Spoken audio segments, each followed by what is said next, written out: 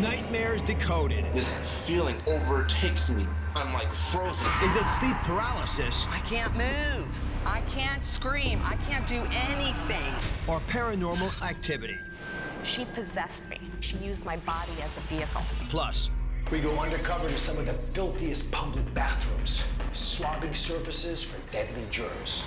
Do you know how to get out unscathed? coming up next.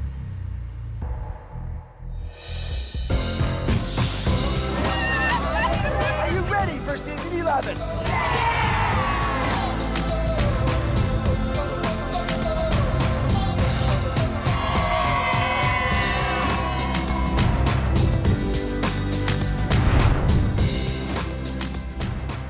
Imagine sleeping in your own bedroom and then sheer terror. You wake up because you feel something heavy on your chest. You're frozen with fear, unable to scream. For centuries, people have been reporting terrifying episodes of being paralyzed as they fall asleep or in the dead of night. Today, Nightmares Decoded, an investigation into these chilling accounts. Is it sleep paralysis disorder? Or is it paranormal activity?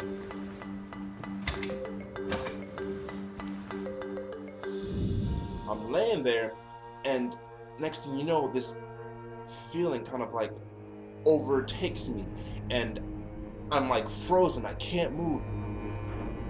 I couldn't move, but I felt something move me. I looked down at the edge of my bed and I saw this dark shape.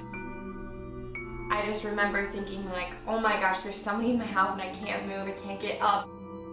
You have no control and you can't move. You feel like you are going to like get hurt or die. I thought somebody was in the room. It felt like somebody was standing over me.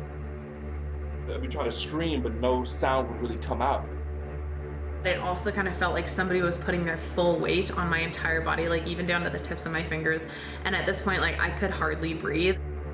I was screaming like as loud as I could, but no one could hear me because I couldn't make any sound. That was Casey, who's joining me now. She says she's had this feeling of being paralyzed in bed many times. What's the scariest experience you've had? So I was sleeping one night, and I thought my best friend was next to me. I was completely frozen. I couldn't even move a pinky. I couldn't move a toe. It just felt like someone was standing over me and completely suffocating my body. I thought that's how it was going to be. I thought I was just going to be paralyzed forever, and then I wasn't going to wake up. So. But when you did wake up, what happened? I screamed. I got up all in one motion, and I just screamed. I looked next to me, and she was never there the entire time. Oh my goodness. Yeah. Take a look at this footage. This is the bedroom where another one of these scary experiences happened to one of my staff members. So Tina, what happened? What's going on here? So I was sound asleep, and something awoke me in the middle of the night. And I remember opening my eyes, and I looked outside my bedroom window, and I remember seeing the lights of the buildings around me. And then I sensed a presence next to me. So I turned and I looked to the side of my bed, and there was a woman crouched down, staring right at me. And I saw her face very clearly. Goodness. And I couldn't believe what I was seeing. So as I'm trying to process all of this, I suddenly felt completely paralyzed. And I thought, you know, I've got to wake up my husband who's sleeping next to me because I need some help here. So I tried to say his name out loud, but my lips were frozen shut. But I kept trying to say his name, and eventually I blurted out his name, and luckily he heard me. And then he turned on the light, and at that moment, I was suddenly free again. I was able to move. But you thought you were awake the whole time you were seeing this woman crouch down? I have no doubt in my mind I was awake because of the sheer terror and the panic I felt, and my heart was racing. There's no doubt in my mind that I was fully awake and I was not having a nightmare. So what was going on, do you think? I mean, you woke up, she wasn't there, right? Well, a few days after this incident, I learned that an elderly woman who lived in the apartment below me had passed away recently. Oh my goodness. And the new homeowners were gut renovating her apartment. I think the construction work really disturbed her spirit, which I think was still in that apartment. And I think she roamed the building looking for another place to park herself and somehow made her way into my apartment. But I also believe that the night when she jumped into my body, she possessed me. because she wanted to experience what it was like to feel alive again, and I think she used my body as a vehicle. Now, unfortunately, It's pretty scary. Well, I'm glad unfortunately, I'm glad you kept coming to work. yeah, well, I had to. But unfortunately for me, I think my experience out of that was this horrifying paralysis. Tina, thank you very much. I appreciate it. My goodness.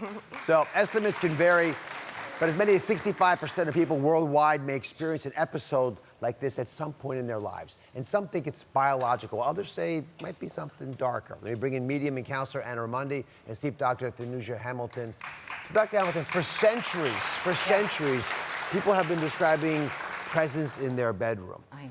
And you argue that every culture has always tracked these. And I can say, Tina and I have known all 11 years of my show, extremely trusted, a senior executive on the program. I really believe what she's saying to me. And I've had sleep terrors. I think many of us have, where you feel that you're frozen, you can't move, but something's happening that you've got to change. Right. So what gives? You know, over the centuries, many cultures throughout history around the world have described an evil or ominous presence.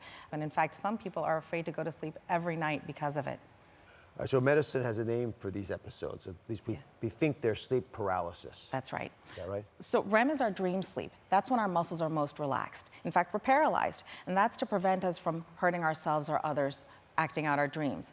Some people, when their sleep is out of sync, their mind wakes up, but their body is still paralyzed. It's a REM intrusion symptom. Some people might experience pressure on their chest or a choking sensation. They might have associated auditory, visual, or tactile hallucinations, an evil presence, or an out-of-body experience. So let me explain, as I understand it, what's going on inside of our brain. So as you sleep, you're going in and out of what's called REM sleep. Look at this diagram behind me, you'll see this, right?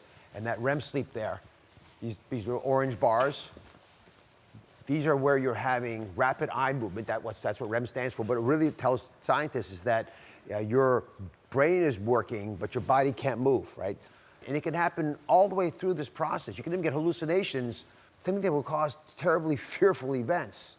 And it happens multiple potential times during the evening, so no surprise, a lot of us experience this. Now, that's the medical explanation of why you might have experienced this. But Anna, you see there could be a different explanation. That could be why people are experiencing this dead of the night dread. Yeah, so when we sleep, our soul does not sleep. Our soul goes off along the astral plane. So whether it's learning or teaching or doing whatever it's doing. So, you know, during those REM periods, those REM periods, you know, when there's that paralysis, our soul is actually leaving. We also become very vulnerable. So there's room for another soul to come in, so to speak, your body can be possessed, so to speak. All right, so it's either happening for a biological reason or a spiritual reason, but it's happening. Coming up, a sleep experiment. Barbara says she's afraid to sleep because of these terrifying and paralyzing episodes. We investigate, is she suffering from sleep paralysis or is it something darker?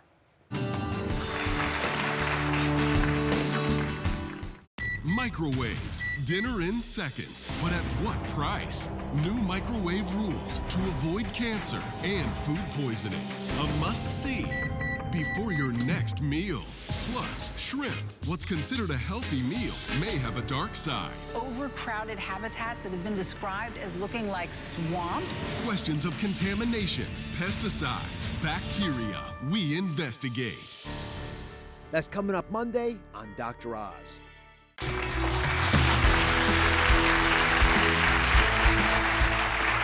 We're back investigating the terrifying phenomenon of feeling paralyzed in your own bed. Could it be something called sleep paralysis, or is it something darker? Barbara reached out to us because she's afraid to go to sleep. She feels like there's something haunting her. So we did an overnight experiment to find out what's really going on. You know what? Sometimes I get terrified just to go to bed, because what happens to me is when I'm falling asleep, I fall asleep and it's like a horror film. I'm in and out of sleep and I can't move. I want to scream, but I can't scream. I'm paralyzed. All I keep thinking in my head is, you know what, I gotta snap out of this, because if I don't snap out of this, I'm gonna die. And I don't wanna die this way. And I actually feel that there's some kind of demonic, evil presence around. what I'm going to do tonight is I'm going to go ahead and record myself. Hopefully you'll see me in the morning.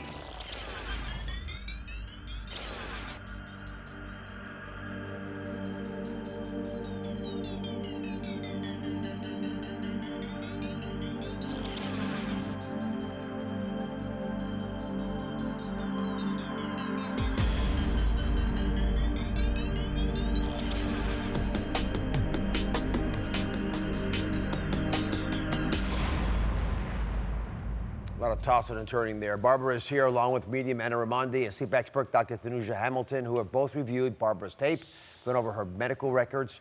How often do you experience a sense of terror when you're going to sleep?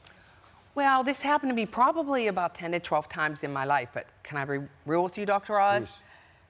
If you feel it one time, then you're going to remember it, because it's a scary feeling. It makes me afraid to go to sleep at times. I don't blame you. That's why I keep hearing from folks. So, Anna, from what you're watching of Barbara's clips, what sense are you getting of what's going on? Well, you're obviously anxious. So, you know, I tell people this all the time. Before you go to bed at night, call in your angels. You'll have a better night's sleep. How does that make you feel hearing that?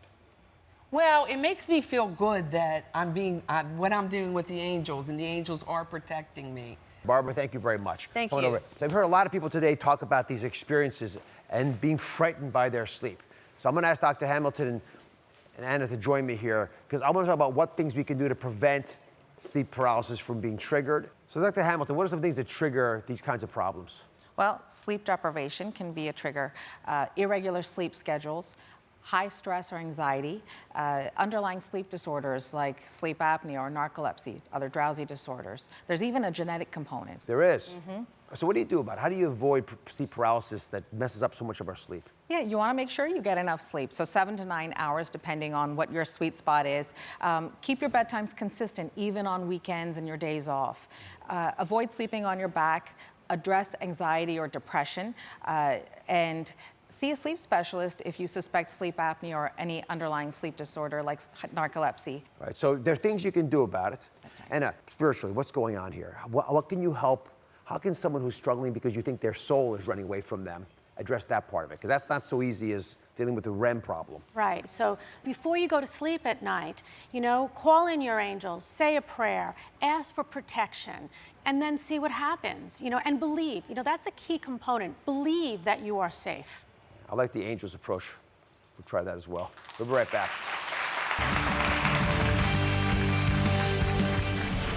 Up next, I'm here with the biggest voices in radio, and we're about to get loud about something that affects all of us. So what we're going to do is open up about the mental health crisis that's happening right now. And it's time to get real. Stay tuned, because it might just save a life.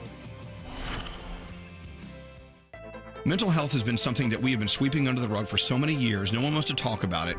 And what I'm hearing you say is that you want to talk. In order to eradicate the stigma around mental health, we got to continue to tell our stories. All across the country, DJs are taking to the airwaves to break the silence on a topic some treat as taboo. And they're sparking a coast-to-coast conversation. I have bipolar disorder, and I've been living with mental illness for 28 years. I've been struggling. I get extremely overwhelmed when I have to make the littlest or the biggest decision. I would cry uncontrollably. I've had countless suicide attempts. I laid in the bed for the entire week. If I'm gonna take anything positive from having this illness, I'm gonna use my voice. I'm not alone in this, and I'm not the only one who suffers from this. I want to give a voice to those who can't speak for themselves. As America's top radio personalities listen to their listeners, they've been inspired to share their stories. I have been managing my anxiety and depression for years through extensive therapy. There's nothing weak about getting help. There's nothing weak of saying, I need you. And now, DJs are taking action. I am going to be on the Dr. Oz show tomorrow. I got to go because I got to go to Dr. Oz. I'm on Dr. Oz today with my guy, Elvis Duran, my godfather, Elvis Duran, and Delilah. On our way uptown to see Dr. Oz. How's everybody? Today, the biggest voices are here for a call to action that changed the conversation about mental health. For the first time ever, 3 of the country's biggest names in radio are coming together, speaking out about mental health. They're going to open up about these issues in ways you have never heard before. And they're taking your calls right here to tell you about the big step we're all going to be taking together. Please welcome my friends, Charlemagne the God from The Breakfast Club, Elvis Duran from Elvis Duran and The Morning Show. And she's known as the queen of sappy love songs, Delilah. What's up, Doc? You good? Thank you for coming. Yes, sir.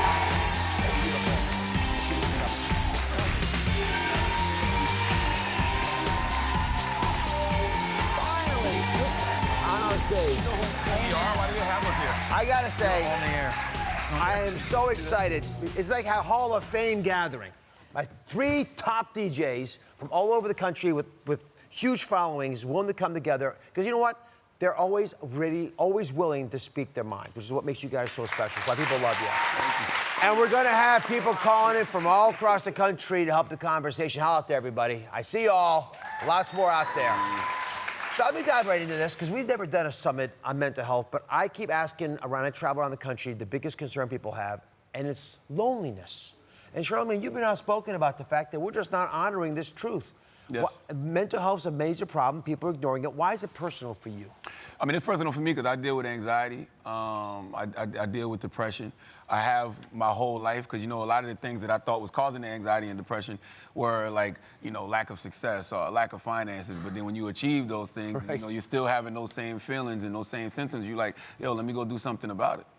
Delilah, you've been facing mental health issues in your own family. Why do you think it's time to us, for the whole country, to stop being silent about these issues? Because it's epidemic. It really is epidemic. And, you know, we need to have real conversations, honest conversations, and we need to have them with kids who are younger. You know, my son was 18, but I just saw a story 3 days ago, about a 10-year-old girl that took her life.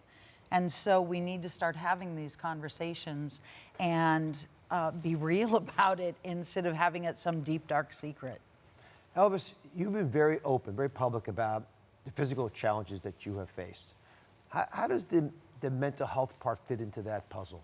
Well, because I was very public about losing my weight, understanding who I was. I remember there was a day and age when people didn't want to talk about cancer. They would actually whisper, cancer. Like, what are you doing? You got to talk about it. And now this is the day and age of mental health. We've got to stop sweeping it under the rug and be in it. We've got to be swimming in it. Otherwise, nothing's going to get fixed. Well, you're all in your element when people call in. So we actually have a caller today. There are lots of folks. Erica from Brooklyn is calling in via Zoom. So Erica, what's been going on with you? And thanks for calling. Hi, thank you for taking my call. So I've been feeling down lately, and it seems like everybody is enjoying their life, having fun. At least that's what it seems to be online. How can I not let what I see on social media affect me? Yeah. Turn it off. That's right. Yeah, turn it off. You have to know that on social media, that's everybody's highlight reel. Like, you know, nobody's showing the mistakes that they're making. Nobody's showing the hard times. They're only showing you the good. Like, so as long as you know that the reality of the situation is everybody's dealing with something and it's okay to not be okay, you won't feel bad when you see other people having fun. Yeah. Erica, thanks for sharing. Keep listening, though, because you're going to want the rest of this. Let's just go through that a little bit, because what Erica's asking is really important. We just can't turn off digital media. Delilah, you've been very outspoken about the risks social media poses to our well-being. Especially for young people. Especially for young people. You know, when you have a daughter who is looking at women who are posting pictures, you know, scantily clad pictures, getting fans and a bigger fan base. Yeah. You have this twisted image, body image. And so I know it sounds crazy, but I don't let my kids have phones. It does sound a little... I know. I don't think that's crazy at all. All right, so I want to go back to Charlemagne, because you actually use social media to address some of your anxiety. Mm-hmm. How do you do that? Well, number one, I think that we're all in verbally abusive relationships with our smartphones. So it's just like we can get on social media and there's always going to be somebody there that wants to tear us down. So for me, I'm just more focused on the energy that I'm putting out as opposed to the energy that I'm taking in. So I use it just to throw statistics out there about mental health, or throw up daily affirmations, things that I know will come across people's timeline and it'll make them feel positive, or things that's gonna make them laugh, you know? Other than that, I don't feed into what other people are saying on social media because it will drive you crazy. It's hard not to do it. There's no way around it. It will drive you crazy if you let it. Right, up next, the radio DJs address mental health topics they never thought they'd be talking about on air. Stay tuned because we may just be saving a life.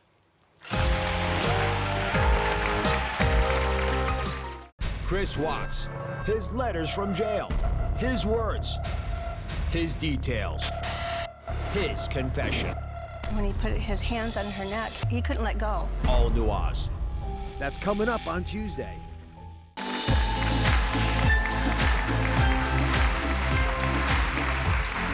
We're back with some of the biggest radio DJs who are coming together to give a voice to mental health. Now they're getting real about a personal topic that has touched each and every one of their lives. This country is in a suicide crisis. Suicide deaths have increased by 30% since 2000, and none of you want to stay silent about this any longer. So let's get into this specifically. Charlamagne, you have been open about, like, your father had thoughts of suicide in the past. What went down? What was that like growing up? Well, I actually found this out last year, and it put a lot of things in perspective for me because, you know, I had a cousin who actually committed suicide over Thanksgiving of last year. And he used to work and closely with my father doing our job. So when that happened and my father, you know, heard about some of the stuff that I was dealing with as far as anxiety and depression, he opened up to me and said that he tried to kill himself 30 years ago. And he said the reason he didn't kill himself is because of me and my oldest sister. And then he started talking to me about how he went to therapy 2 and 3 times a week. And he's been on 10 to 12 different medications throughout his life. And he never had told anybody this. Everybody has to share their story. Why is that grown man just sharing his story a year ago? So it touched you, I think, most personally because you lost your beloved son. He was age 18, right, Zach? What did we get wrong about suicide? Well, Zach's case is very different than a lot of other people. He was acutely aware of his mental illness, and he purposefully sought help. But what happened is he was prescribed a medication that caused him to be delusional.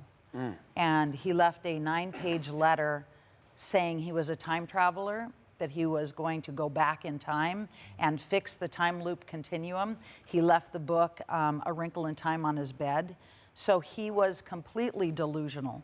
And so we waited for the toxicology reports to come back thinking maybe he'd gotten into some drugs or something. We didn't know. And when the tox report came back, he had nothing. No drugs, no alcohol, no pot, nothing in his system. So what do? You know, you're a parent, you see your kid is struggling, you take him to the doctor. They didn't do blood tests, they didn't do anything, they just put him on an antidepressant. 47% of the time, young people given antidepressants have a higher rate of suicidal tendencies and homicidal tendencies. So. Yeah, when I was younger, I used to have those feelings. I used to have those thoughts of suicide. But, you know, the greatest quote I ever read was, you know, don't make permanent decisions based off temporary feelings. And if I could tell any of the youth anything, it's like, yo, being 41 years old now and thinking about the things that bothered me at 18 and 20, those things are so trivial now and don't matter. But at that time, they did. Yeah, at that they did time, matter. they're everything. Yeah. You thought of taking your life when you were young? Yeah, it's crossed my mind. I don't know if I actually would ever do it. It's never like I held the gun in my hand or tried to cut my wrist or anything, but the thoughts crossed my mind where I would vocalize it and I would say, hey man, I'm gonna kill myself. And it would worry some of my friends so much that they would contact my parents and my parents would come, you know, talk to me. Because this happened when I was like my early 20s. All right, so let's go through these red flags. If we're gonna all be helping each other, being the safety net, these are the red flags. One is withdrawal, right? Has it been a while since you've seen this person, and is that a normal reaction? Right. People that you care about, if they're not hanging around with you for a reason, find out why. Recent trauma. Recent trauma is huge. Yeah. Huge trigger. Emotional and physical. And the last red flag for everybody is dangerous behavior. Doing more risky activities, showing erratic tendencies. Again, sometimes you're trying to hurt yourself. You're not trying to get attention. You actually don't think you deserve to be around. So we're gonna put the suicide prevention hotline on the screen. If you know someone who's in crisis, call it. I know suicide is a difficult topic, but I want you to know you can make a difference. We all can make a difference by speaking out. So I want you to take a quick look at this video.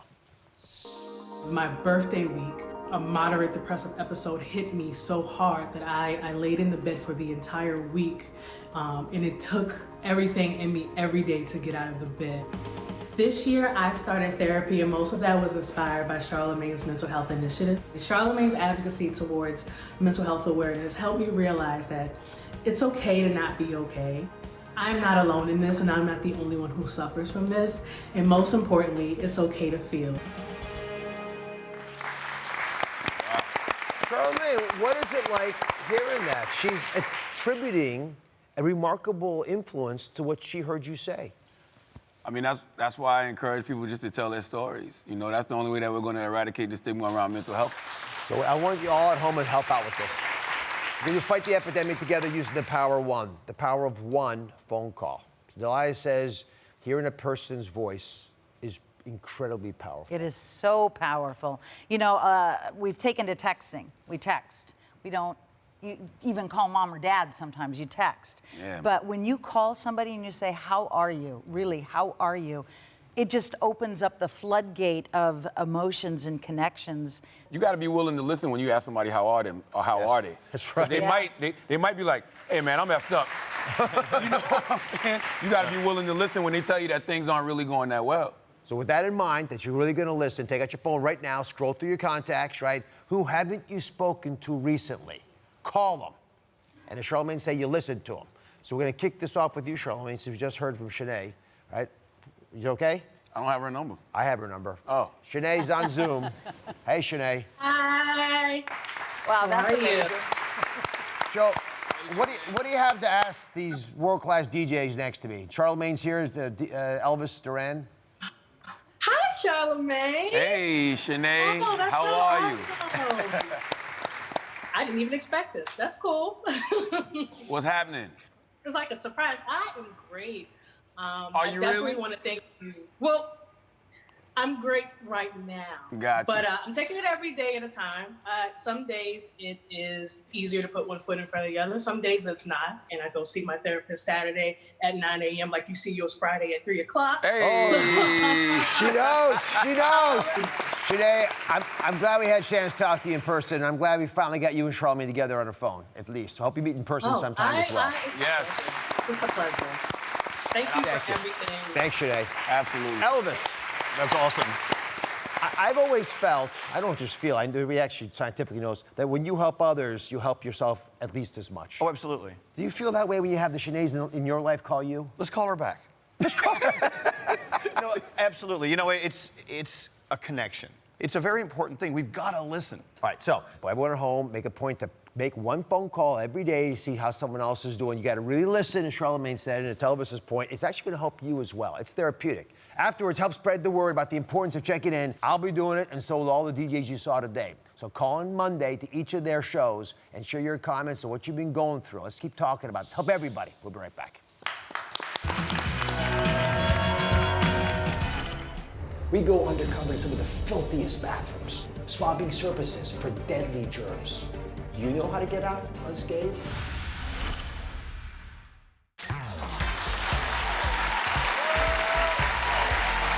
You ever walk into a public restroom and you just shudder?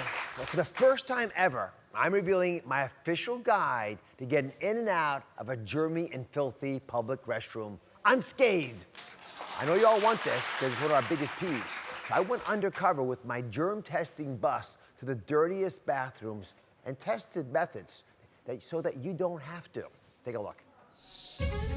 What ghastly pathogens are lurking in our public restrooms? To find out, I put together a germ testing squad. Gynecologist Dr. Evelyn Minaya, who's heard all sorts of questions about infections and restrooms. And the unofficial guru to the best and worst of New York City's bathrooms, Andrew Maximowicz, the man behind the Pooper's Guide that's gone viral online. We're going undercover and heading out in our mobile germ testing lab to investigate some of New York's potentially filthiest restrooms. We'll use a state-of-the-art germ counter to detect microbial contamination, and we'll be swabbing for some of the most dangerous superbugs, antibiotic-resistant bacteria that are raising alarms across the globe. Andrew, you're the world expert. What is going on out there? Doc, I have been to hundreds and hundreds of bathrooms. I have seen some absolutely disgusting, nasty things out there. It's a real crapshoot. Yeah. All right, Dr. Minaya, you're the expert on all things we can't see. What's the yuck factor in these restrooms? I can imagine how many germs are on that surface. We also have to take into account that toilet plume. You know, when you flush that toilet, that splash, all of that stuff gets on you too. So what do these test results give to us? Well, the test results are going to give us two things. They're going to give us a germ count, especially where those hot spots are in the bathroom. And then it's also going to tell us what type of germs there are. So Andrew, where are we headed to right now? We are going to a coffee shop bathroom, high foot traffic. It's in the middle of Midtown Manhattan. Where am I measuring? You're going to measure the toilet seat, the toilet floor. The floor? Yeah, because we as women, we put sometimes our purses down on the floor, and it could be a yuck factor right there. Okay, the dryer and the exit door handle.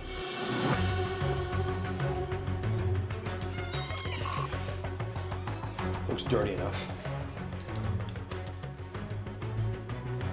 Looks like urine. Oh, like bacteria are skulking in here. Just the handle.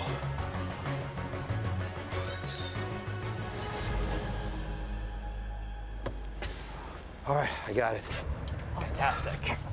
So, here, let's start off with the toilet seat. All right. Let's see what it reads. It won't be under 50. It's 153. All right. All right. We'll do the stall floor is next. Okay. 737. Well, I can't believe you even touched that. I know, exactly. Now, the dryer, you know, had all kinds of things going on around it. Okay. It wasn't a toilet stall, but it's gonna be what's on your clothes. Ooh! Wow! Whoa. 1,342. But you know what's really interesting is that this is the dryer. Remember, you're supposed to have already washed your hands. All right, well, there's one last thing you have to do, which is to exit the bathroom. Yes.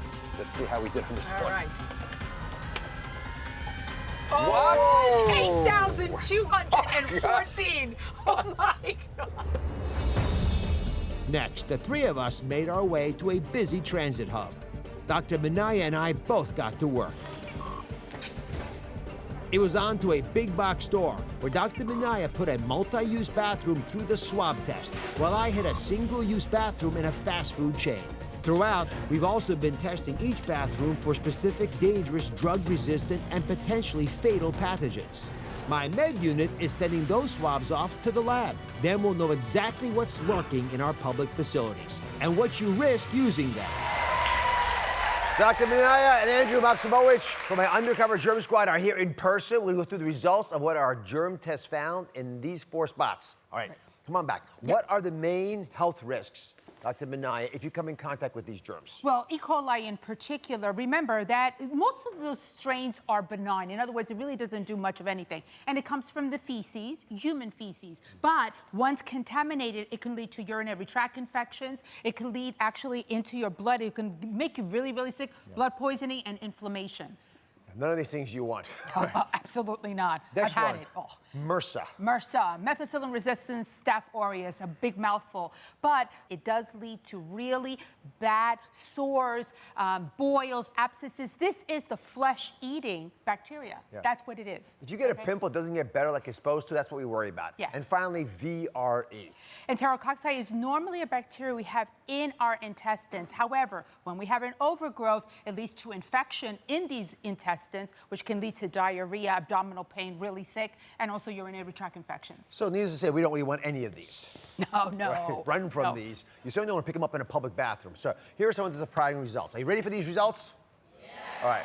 The coffee shop was the cleanest when it came to germs. I'm pretty impressed by that. Yes. The transit hub. The men's restroom tested positive for E. coli and VRE, for both of them. Well, I saw a stain of poop on the floor outside the stall. Right. Which spooked me a little bit, got me out of there. Now, the women's restroom in the transit hub tested negative.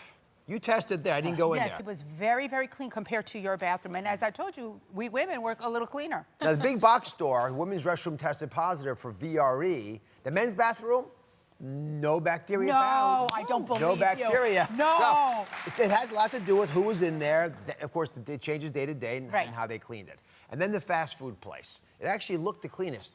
I was stunned when we found out that it tested positive for all 3 of these bugs, the MRSA and the E. coli and the VRE.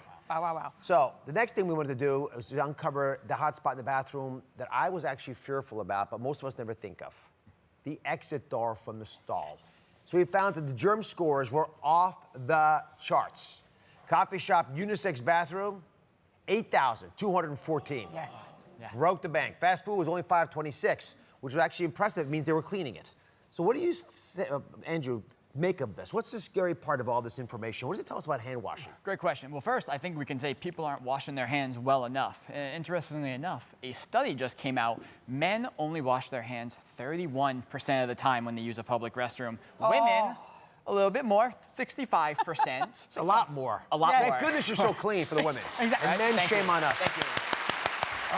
All right, so you're all panicked right now. Coming up, we got help. It's the ultimate mission impossible. The official guide to getting in and out of a public bathroom unscathed. Awesome.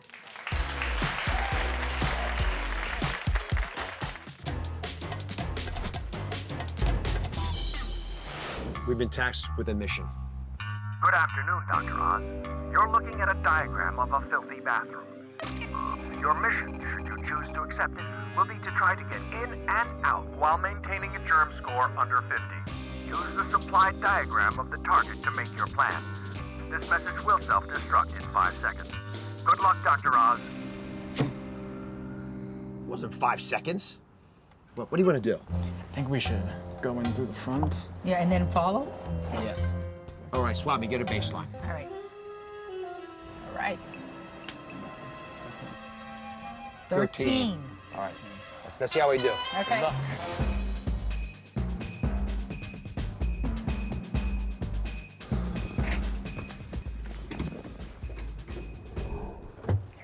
Here it comes. All right. Swab me.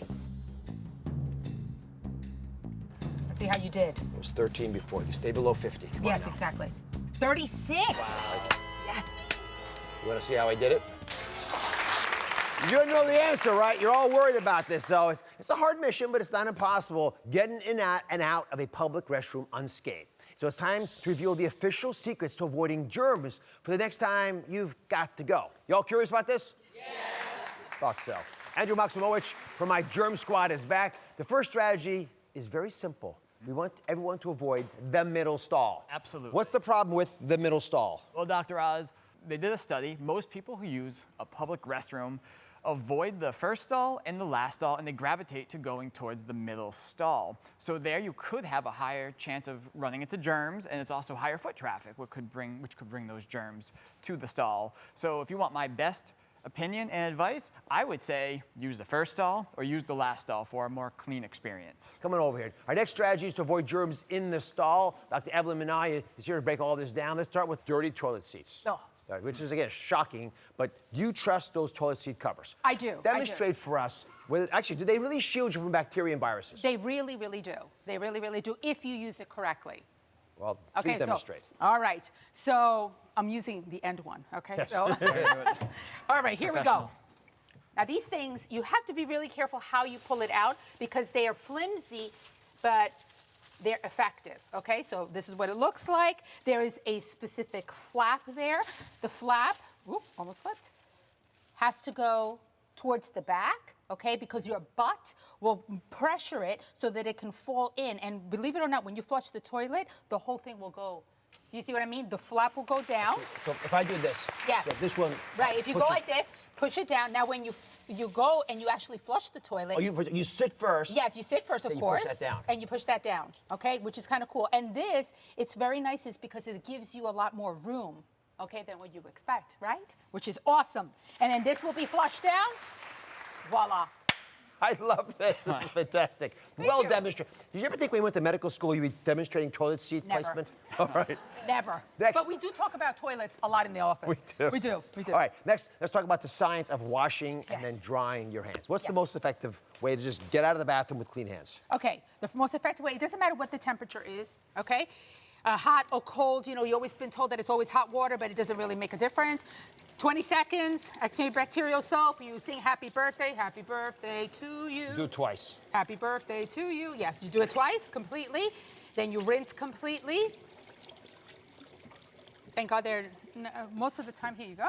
And we use a towel to dry it. All right, and then of course you got to get out of the door, which is always a problem. So I don't throw this paper away when I'm done washing my hands, right? Because everyone else's germs are on that door. So Dr. Minai, what do you do? I use the same thing, and that's exactly how I open the door. What's your bathroom ninja trick? Let's say by mistake you don't have paper left in your hand, or there was never any there. Yeah. Some bathrooms don't have any, they're completely with dryers. I've been there. So when you're in that situation, it's not ideal. I've used many body parts to try to figure out how to get out of a bathroom, right? Elbows, knees. Look at this, look at this. But there I am. So what I'm doing here is I'm actually going to be lifting my foot up and using the bottom of my foot with the grip of my shoe to pull down, and the door will just it worked. open. Wow. You need good balance. Now you need good balance to do that, but you will get out. Dr. Minai, wonderful advice as always. Thank you. Andrew, A pleasure as nice always. ninja move. Thank you. Yes, Boom. exactly. We'll be right back.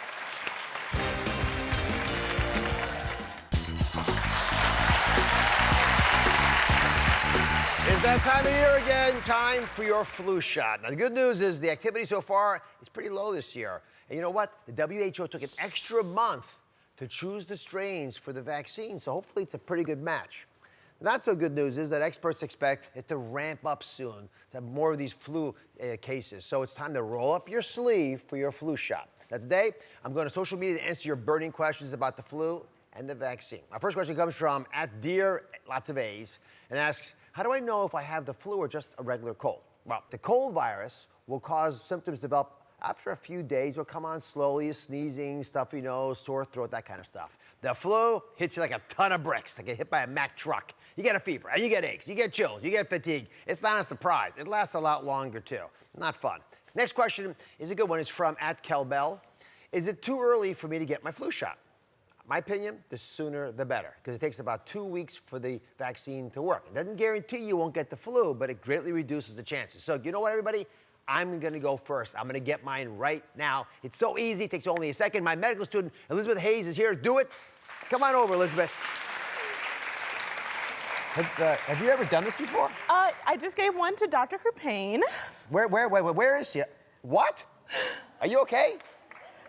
From a flu shot that happened? You know, I watched a video, so I consider myself an expert now, and I think I did a good job. Medical students. All right, I'm closing my eye. All right.